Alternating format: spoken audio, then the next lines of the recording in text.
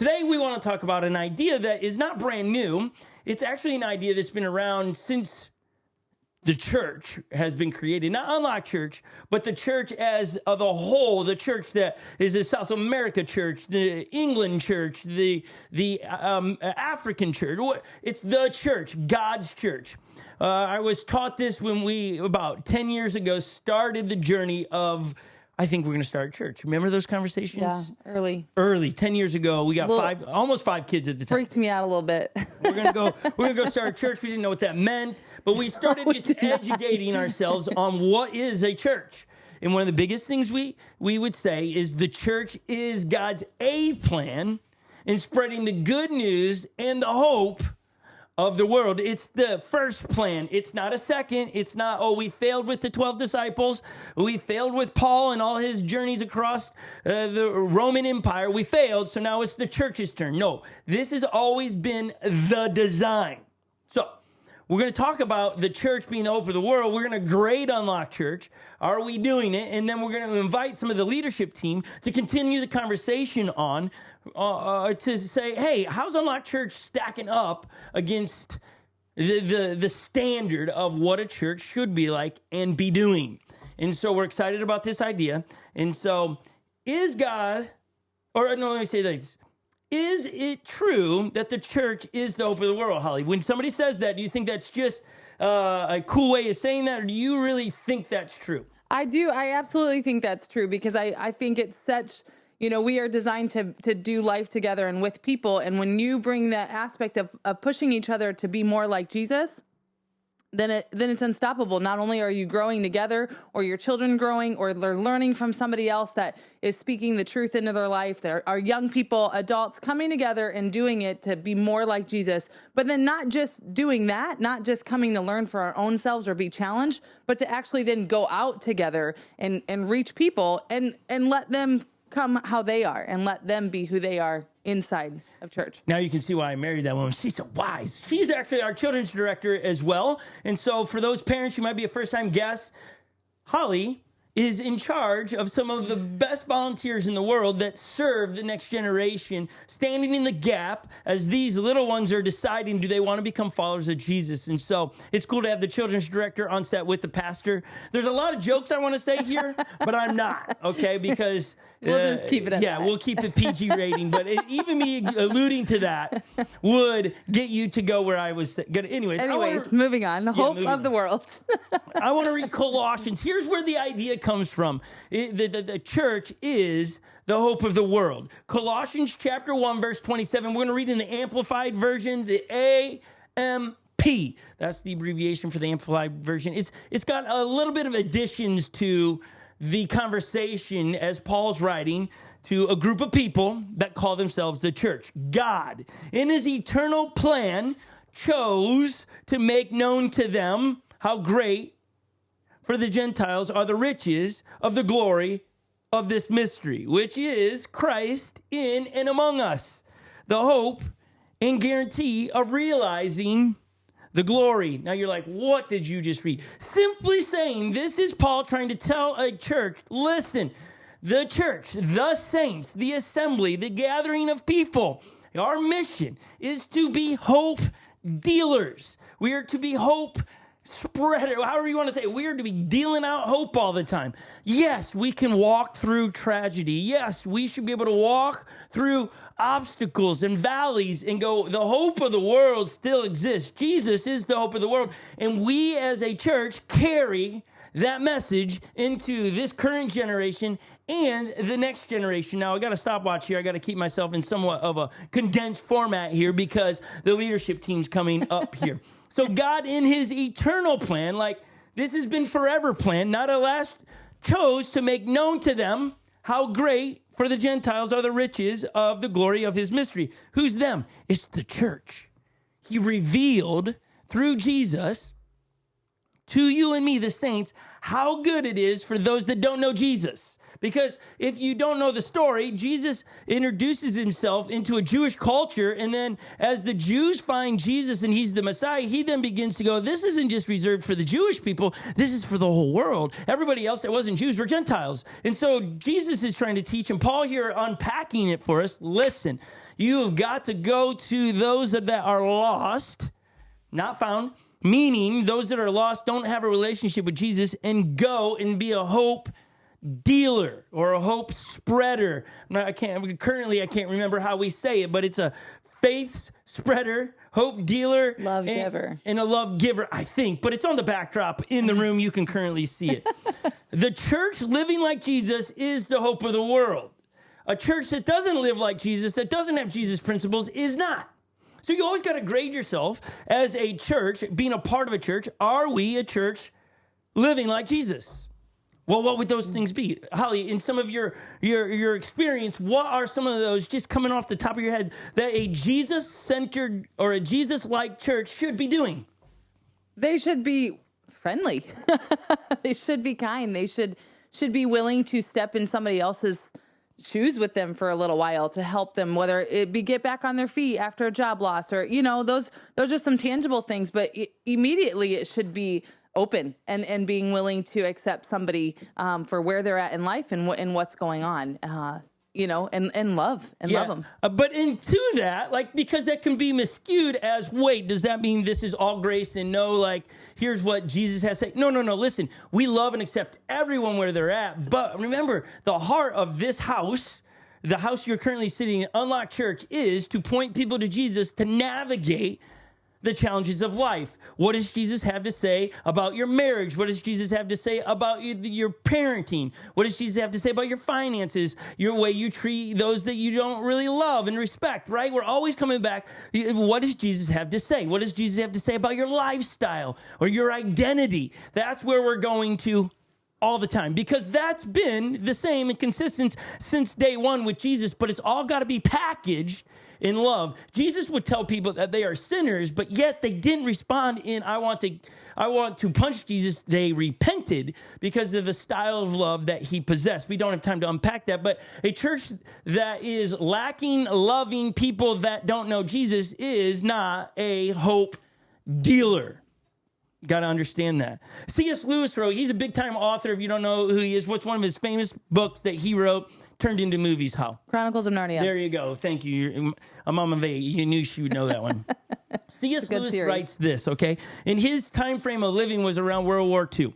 Here's what he says. The church exists for nothing else but to draw men to Christ. That's good. Nothing else but to draw men and women, kids, to Christ, to make them little Christs. If they are not doing that, all the cathedrals, clergy, missions, sermons, even the Bible itself is simply a waste of time. God became man for no other purpose. It is even doubtful, whether the whole universe was created for any other purpose. He's just going off on one saying, listen. If we think it's other than spreading the good news, which is the story of Jesus coming to die on our cross, that's the hope of the world, that I don't have to do this on my own. I don't have to manage the guilt and all those things. I can become a follower of Jesus. We are missing it. The church living like Jesus is the hope of the world. The church is the hope of the world when it adopts the priorities and purposes of God. I'll read that again. The church is the hope of the world when it adopts the priorities and purposes of God. Meaning we take it on. We possess it. We aren't just going, those are good. We take hold and we filter everything the church does through that. Yes, Holly? I think that's so important to really think through that, because it's not just coming just to be a part of something or just to be a part of community. It's actually applying and adopting those principles and changing, and then going and getting somebody else and let them walk that process as well. Not just to be, but to actually see, even if we've been in church our whole life, I've grown up in the church my whole life, there's always something Jesus is working on me to be more like him. And if I'm not working on that and changing on a consistent basis, then I can't be the hope for somebody else. We've got to be changing. And then let's be real straightforward about the church. It's complicated. It's messy. It's because it's full of that kind of people. I mean, what do you expect? You've got messy people trying to lead a group of messy people. There's got to be a lot of grace for that. The church is full of hypocrites. It's people that are trying to be like Jesus. That's the target, which is perfection, and I ain't adding up. I ain't making it all the time. I'm apologizing more than I wish I had to, but I'm apologizing because I realized, oh, no, I messed up. I went out of the line. I was not doing it right. When we're talking about the church is the hope, the church is. And it's full of people that need that hope, that there is good news, and I can repent, and that that I'm going to come out of the valley, and I'm not walking life alone through a relationship with Jesus. The church is the hope of the world if it learns to live above the world, meaning that we don't allow culture to permeate the church. We're seeing that rampant right now, where culture is changing principles of Jesus, or we're manipulating, we're moving the line just a little bit. Be careful as a follower of Jesus. If you go and twist a Jesus principle to fit your situation and what you're doing, you're warping the original. Mm-hmm. And then the church is no longer the hope of the world. It's confusing.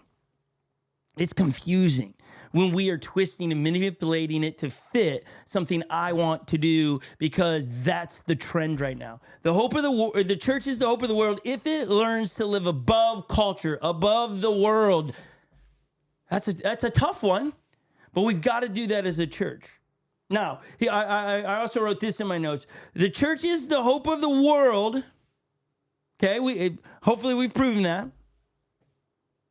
As long as Jesus remains number one. But if Jesus is just a concept, an idea, an abstraction, element out there, little hope can be extended.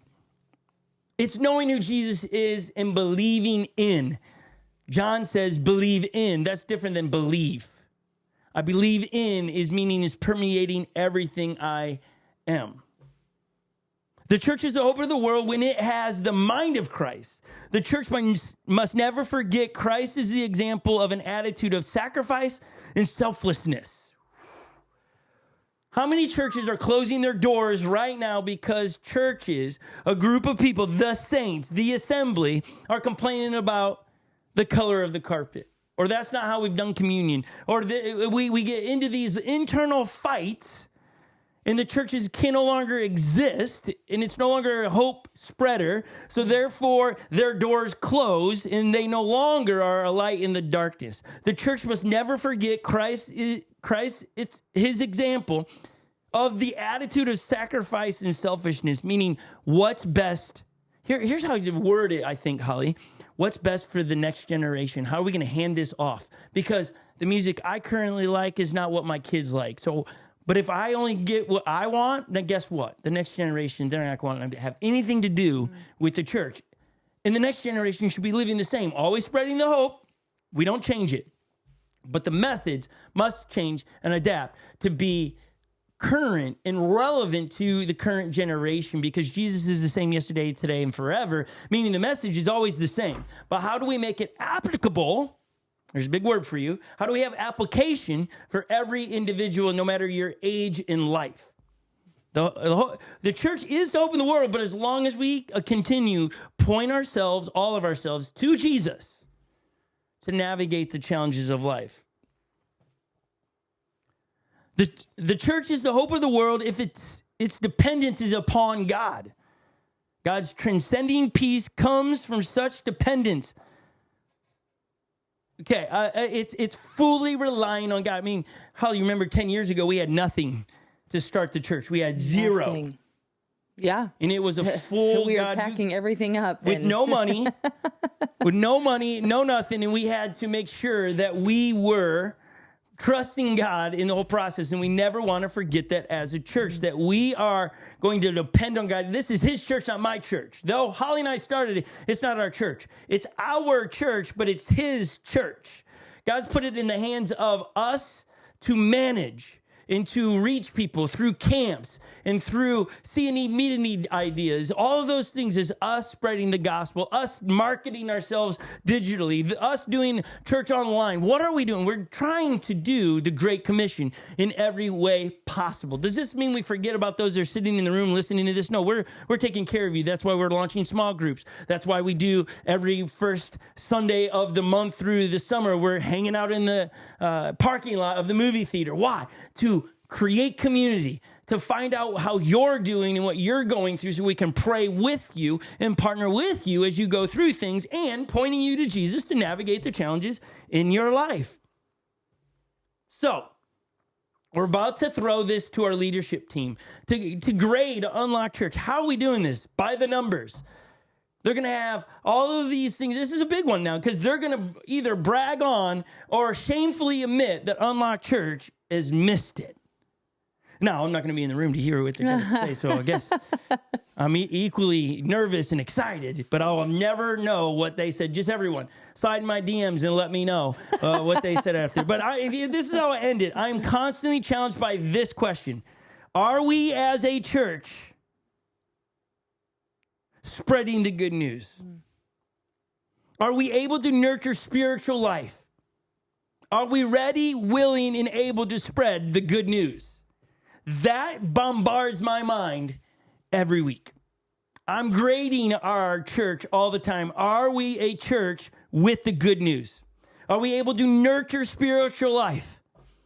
Are we ready, willing, and able to spread the good news? I'm not talking about myself or Holly here. I'm talking about this church. And it's all of us being unified in this. Are you willing to be, or maybe do you possess the good news first and foremost? Are you able to nurture spiritual life in your kids' lives, in your own personal life, in those around you? And are you ready, willing and able to spread the good news? Now, I'm going to answer my own question here.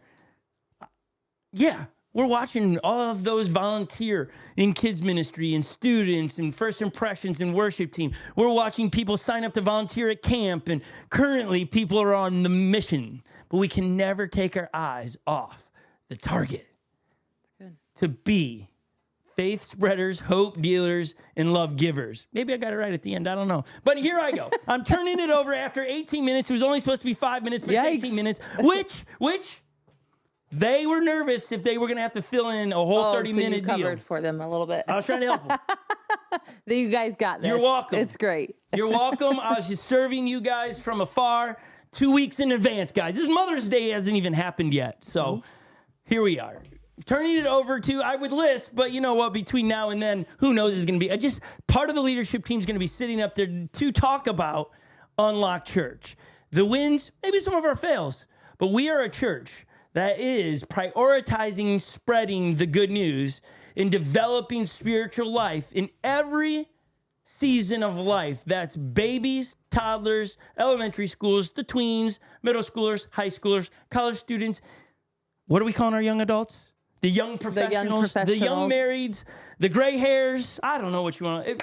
We're committed to it. We want to be a church that is constantly growing to reach people in the Twin Cities and globally through YouTube. Thanks for being with us today.